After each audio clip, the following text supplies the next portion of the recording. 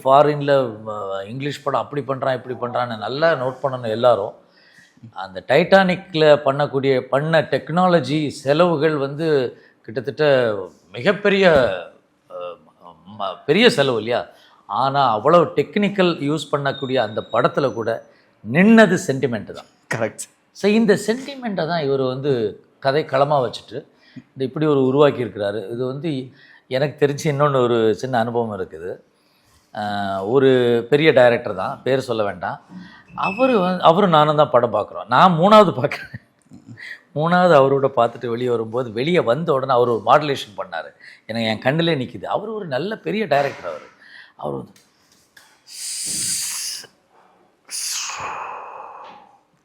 நான் அவரே பார்க்குறேன், என்ன பண்ணுறது, என்ன சொல்ல வராரு. அவர் இப்படி எப்படா நமக்கு தோணா போச்சு, இந்த மாதிரி ஒரு கதை எப்படா நமக்கு தோணா போச்சு.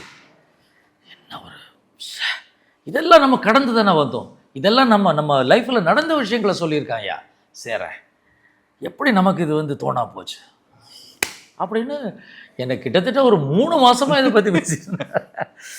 எவ்வளோ பெரிய பாதிப்பை அதை ஏற்படுத்தியிருக்கு.